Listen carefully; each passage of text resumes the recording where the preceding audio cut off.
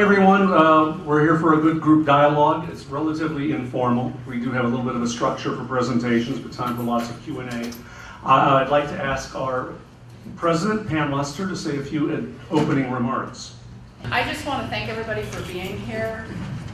It is of ultimate importance for all of us to feel like our community is a safe place for us to do our work. And so I take this topic very seriously, as I'm sure the rest of you do. And so what I would hope today is that we can react as a community to this challenge together, and that we together figure out how to make this community safe for all of us. So that's really what I hope to happen today, that we continue dialogue. I was saying to a few of you, with the passing of the Violence Against Women Act last week, yay, we'll be looking at our protocols again, because there's some additional kind of work that will need to be done based on some of the notifications and things that are there. And those things will happen over time, and we'll make sure that everybody knows as we do that. So thank you for being here. Thank you for being interested and involved, and I look forward to a good dialogue. Thanks. All right, well, we've got several people who want to speak, and I know there's a lot of people in the audience who want to speak. When we talked a bit about this, and I'm not teaching on campus all that often. I thought we kind of had like campus security and all done back in 2005, 2006. When I was Senate President, but there is nothing that is ever done that we don't need to constantly revisit, because that's the nature of what we deal with. Things change. We need to know that our policies are addressing the changes as they go along. I see the process today as working toward addressing legitimate faculty concerns, find out what faculty real interests are in this, take a look at our policies we have, find out where we're lacking connection, where a disconnect may be occurring, or where we have connections we just need to be aware of and how to bring forward, and then address concerns that we're not catching up. What can we do to make the system better? I know everybody on this campus is fully vested in making this the best learning experience for our students, the best workplace environment for our faculty and staff. I think, like John Kennedy said, we may disagree, but we all have the same goal. The question is how we achieve that goal, best to do it. So Lynn Neault, our Vice Chancellor of Student Services, is going to talk a bit about district perspective and policies that we have. And then we're going to work down through our panel to talk about what we are currently doing, to talk to you about what we may need to do or ways we can adapt things. I've received a number of questions through the years. I've been here a long time, about Policy 3100 and why do we do this and why do we do that and why can't we do this. So I thought it would be really helpful today to provide some context about the origin of Policy 3100. And I promise to go through it really quickly and not bore you to death, and I have handouts of all of this for your reference, but I thought I would show you sort of where we got to where we are today. So our Policy 3100, our Code of Conduct, and our disciplinary procedures have been constructed in accordance with state law, as well as federal law, FERPA, ADA, the Penal Code, etc. And they've been reviewed numerous times through the years by our attorneys, and I know that because I've done the review with them. So I'll go through really quickly how we got to where we are. Okay, Madeline. You'll notice as I go through this, there's one overarching requirement in all of the law, is that students must have due process if we're going to deny access. And you'll see that throughout. We must afford students due process, and that's why we have a lot of the rules that we have with these.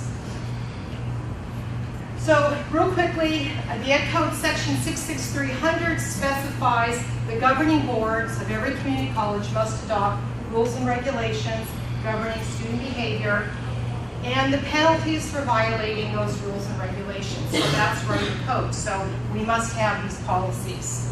66301 protects students from being disciplined for free speech. So it says no student can be disciplined for exercising their free speech rights. 66302 requires that our behavior policies include harassment, intimidation, and bullying. 66017 specifies that we must have procedures to take disciplinary action who, after a prompt hearing. So that is that due process sort of overarching requirement by a campus body have been found to willfully disrupted the orderly operation of the campus. And that hearing process is really laborious for us and difficult at times. And I'm sure many of you have served on those those committees. But we have no option, but we must have a prompt hearing if we're going to exclude somebody.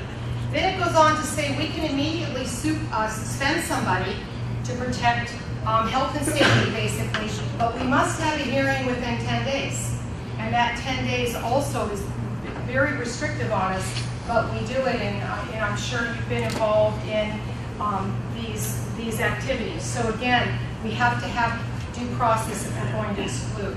76030 authorizes suspension or expulsion for good cause, but it begins with this section, consistent with the requirements of due process.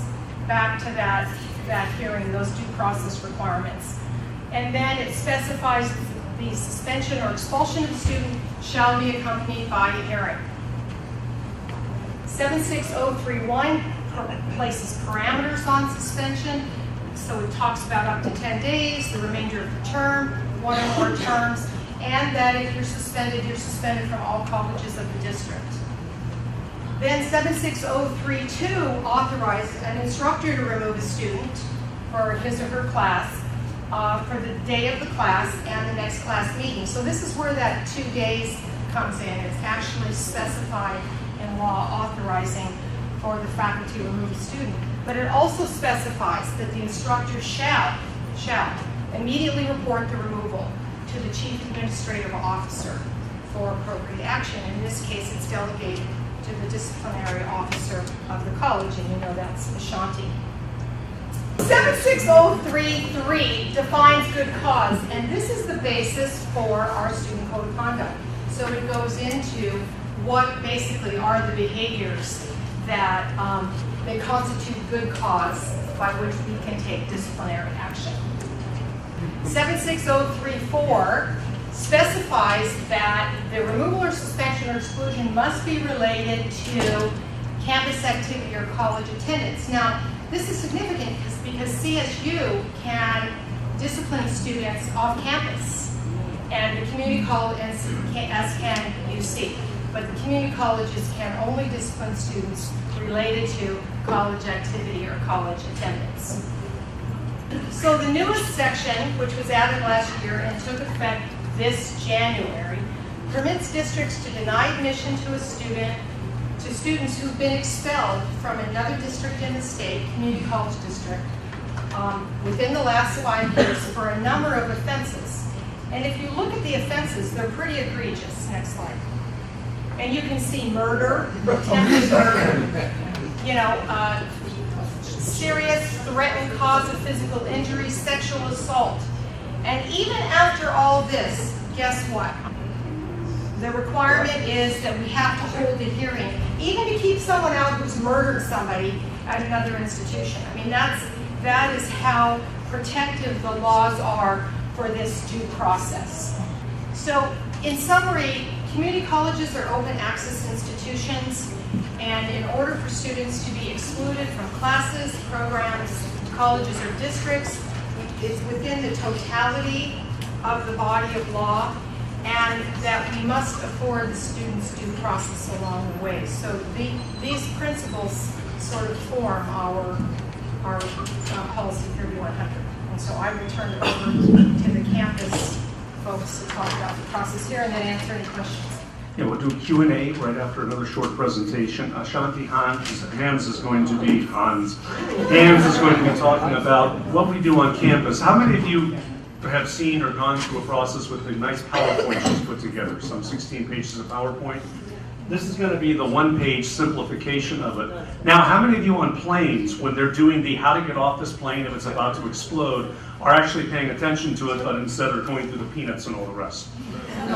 You see, that's one of my issues. Until I reread what Ashanti sends out every year, I was rusty on all this. And it's one of those things that unless you go through it in your brain every semester, we often don't really keep it internalized. But Ashanti's going to talk about it, backed up by Sergeant Medero, Joe Jansen, and Judy Sandero on clarinet, who will do a nice little solo at the end. Thank you. So I think Lynn did an amazing job at giving the big view to understand what law says about due process and how it is that we respond to students who are behaving inappropriately in the classroom setting. What we wanted to do with this slide was to really show that in order to respond to disruptive behavior, that it really is a collaborative campus approach and response. There is not any one entity who is going to be able to respond appropriately and effectively. And there's some things that you can address one-on-one, but if there's some larger things that we're looking at, we want to make sure that everybody understands that this is a responsibility that we all have. And as individual departments or as faculty, there's a specific role that we play. So what I'm going to do is just walk through this, and again, many of you all have seen this, are familiar with it, I've worked with many of you, and then I will have some of our other staff and faculty interject. So the first thing is that if you see a student who disrupts the classroom and learning environment, and there's a whole long list of what that might look like. It could be coming in late, coming in loud, it could be talking during class, being on your cell phones, texting, it could be verbal threats, it could be comments, it could be a gut instinct that you might have about a student's behavior. We want you all to pay attention to that as faculty inside of the classroom. And sometimes, again, it's your gut, sometimes you can tell how other students are responding to an individual who is disruptive. We want to pay attention to that. And one of the things that Sergeant Medero reminded us about a slogan that's going on, it says, if you see something, say something. And that's what we want you all to begin to do. If you see behavior, we want for you to be able to address it. And it is so important to do that immediately. I will get many reports, someone who will say, this behavior's been going on 8 weeks, into the semester. Well, we have told that student how it is that they can behave for 8 weeks by not responding. And so many times they will think, okay, this is appropriate. They will up, the things that they're doing, and it impacts the entire classroom environment, not just the faculty, not just that individual student, but everyone in that class is learning, impacted by that type of interaction. So we really want everybody to respond immediately. If you have questions or concerns, talk to your department chair, talk to your dean, call me up if you're not really sure what you're feeling. Campus Police is a great resource, TSPS, Student Health Services. There are many places on campus to help you determine if the behavior is disruptive. Then we really need, this is where faculty come in, we really need for faculty to address the behavior head on. And there are many ways that can happen. That can be one-on-one, right when it happens. That could be asking a student to wait after class. That could be sending a nice message. It could be reminding the class as a whole what their responsibilities are inside of your classroom environment. Each of the classrooms has a wall, student rights and responsibilities poster. We created those as a talking point for faculty and a reminder for students about what is expected in the classroom environment. If the behavior persists, we encourage faculty to give a warning and let the student know that a removal is an option. Many students are not aware that there is a law that states that they can be removed for disruptive behavior. They have no idea. Many students will think, I'm paying for this, I deserve to be here, you can't do anything about it. Well, the law says differently, but many students aren't aware of that, so it's important to let them know that a removal is an option. If the behavior persists, then the student should be removed. And with that has to be a conversation. You have to let a student know, because sometimes I'm not clear if the student is aware, so we don't know if they're going to come back to class or not. So you need to inform the student that they've been removed. If the student refuses to leave, you need to call college police. There's no reason to dialogue or engage beyond letting the student know that they've been removed. There are red call boxes in each of the classrooms. You can press that button. You can give the class a break, tell them we're going to dismiss for about 5-10 minutes until campus police can come. You don't have to engage. You can call them, and they will come and assess the situation. The third is you'll need to send a form to the Dean of Student Affairs with the copy to your instructional team. This part is where then it gets turned over to me as Dean of Student Affairs. I receive that information, and it's important that that information is for. Not only important, it's required by law that I'm notified of a removal. And it's important for a variety of reasons. We have one place on campus that's able to receive all of that information. So now I can track if the behavior is persistent. If it is a first time, non-egregious interaction, then I take that information, I track it, and we file it. So anytime I get new information coming in, we check our records, and we make sure that this is not a pattern of behavior. If it is, then I call the student in, and I will let them know. And I always send a reminder, a response back to you. I'll receive the information, I'll file and track it. If it's a repeat offense, I'll let you know I received the information, I'll be calling the student in. If it's a second offense, again, or egregious, we do the policy 3100. And that's where all the things that Lynn talked about in terms of due process becomes apparent. But due process takes time. And so I know a lot of times by the time the information comes to me, we want immediate responses. Well, due process means that I have to send something in writing to the student. I have to check their schedule, make sure they're available, make sure that I'm available. I have to set up a fact finding. I may have to follow up with an administrative conference. We may have to go to a hearing. So it's not immediate, which is why it is so important that we use the removal process, because that is an intervention. And I can tell you, and Kathy can also support this, is that very rarely have I received a removal and the student has had a repeat offense. Usually that is enough to stress and to show that we're serious about our learning environment and our community, and the behavior and the patterns don't often persist. And then from there, we'll follow up. And anytime it's a policy 3100, I'm in constant communication. And although I can't share with you what the outcome is, I will let you know if the matter has been resolved in accordance with policy 3100, and we'll communicate and interact with you. So again, all of these steps are very important. And one of the things that I wanted to make sure that we start with is that if there's ever anything that happens in your classroom that you feel is a threat to safety of the individual or to your class, call college police. Don't wait to call me. Call college police immediately. Call them after the class, because they need to be able to come and assess the situation. I'll let you jump in. Okay. My name is Sergeant Diane Medero. I just want to kind of talk a little bit more with Ashanti about what we do as police officers here on your campus, which is we're here to keep the peace, which means that includes your classroom. If for some reason that there's a situation that occurs during your classroom and maybe you didn't really get around to telling the student that you wanted to have them removed from the class that day and you want to do it the next day, but you're not sure he's going to get the message because you send an email or a phone call, we can be at your classroom waiting the next day to make sure that everything is done peacefully, that he understands or she understands that she's being removed for 2 days, and that we're there to support the instructor with the decision that she's made or he's made. And so also sometimes keeping the peace is also in the parking lots, especially the first 2 weeks of school, right? It's pretty crazy out there in those parking lots. But the biggest thing is on the campus. We're here no matter what the activity is, whether it's sports related, club related, classroom related, we're here to keep the peace on this campus and to make sure that everyone has a safe learning environment. Also, policy 3100. Us as a police department, we can handle things either criminally or we can do it administratively. If we witness, sometimes we do both. We can do both. If we see something criminal that happens, we can also go administratively, which means that we can do a policy 3100. If we witness some type of disruption in your classroom where they're abusive to any student, yourself, we can also include our policy 3100 along with the instructors. Or a lot of times you might not know this, but if there's a crime or a policy violation on our campus, students come to us. They come to us for resource. They understand that there's a police department here and we can help them. And once we get their information, we can file a policy 3100 for them and then go forward if there's criminal or anything like that. Or just follow up with any kind of threat if they don't feel safe in their class or on campus here. Also, just talking to students. Sometimes the students don't understand, and nowadays it's kind of like being on the airplane. You can't say I'm going to blow up the plane. It's kind of the same way here on campus. Everybody's sensitive right now because of all the active shooters that's been going on nationwide.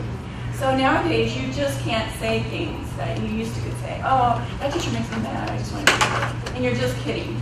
People take it seriously. And the people around you take it seriously. Other students take it seriously. So those are times where we can talk to the student and tell them that it's inappropriate language and tell them that we could go criminally if we needed to. Also, referrals. Sometimes we do referrals for counselors, mental health through student health, and enforcing the law. We're here to enforce the law to make sure that we have a safe learning environment for our students, which sometimes results in an arrest. And then also the 72-hour hold for mental disorders. Sometimes we have students on our campuses that have maybe in mental crisis, and if we are able to determine that, us as trained officers, we can take them into a 72-hour hold. Not too many people can do that. Only law enforcement or a doctor a lot of times can take someone in. But as us, as law enforcement, police on this campus, if we are able to determine that someone is a threat to themselves or others because of some type of mental disability, then we can take them into a 72-hour hold. So I'll turn that over to Jill with the 72-hour hold in mental health. So while Jill is standing up, this piece of it is really, Jill's not standing up. This piece of it about campus resources is very important. It is important that if you observe a behavior, that you refer students to the appropriate campus resource. And I know that sometimes people are hesitant to do so, concerned because they're not sure how a student may handle it. But this is a really key opportunity for us to be able to support our students and to address those concerns that you are seeing. We have a student referral form, and it can be something as simple as, you know, I noticed in class last week that you had a hard time controlling your responses. There were a lot of outbursts, that you were falling asleep, that you seemed, etc. We have a form. You can simply check a box. We encourage you to follow up on that so that you can learn how to be an engaged student in the classroom environment. And sometimes what we think may harm a student could be the very thing that helps them to be an effective student. But we'll never know if we don't take the opportunity to make the referral. And Lynn recently shared with us a requirement about the mental health perception and our requirement to refer. Can you share a little bit about that? Sure. We had a case, gosh, it's been at least 10 years now, where a student was disciplined by one of our entities, one of our colleges, and the student ended up killing herself. And the family reported us to OCR, claiming that we took disciplinary action against her because of her disability. And what OCR ruled is that if you perceive an individual to have a mental disability, that you cannot ignore it. You can discipline them, but you must address the perceived mental illness aspect of their behavior. And so we had to put that as one of our conditions with OCR. If you've ever been through an OCR claim, what you do is you sort of mutually agree to, well, not mutually, they take away your Title IV funds if you don't agree. But you come up with big hammer. They come up with a series of action steps that you must take. So you cannot ignore a student that has perceived mental illness and just summarily remove them. You must at least refer them to counseling services or to Suzanne over in mental health or whatever. As part of the process, it doesn't excuse the behavior. We can still discipline them, but we can't ignore it. What's OCR? What's OCR? Oh, I'm sorry, Office of Civil Rights. Office of Civil Rights. The Office of Civil Rights is really it's the regulatory body that oversees Title IX, that oversees the ADA, that oversees a number of things. And they have complete, unabashed authority because they remove your Title IV funds, which is all of our financial aid, if you don't comply.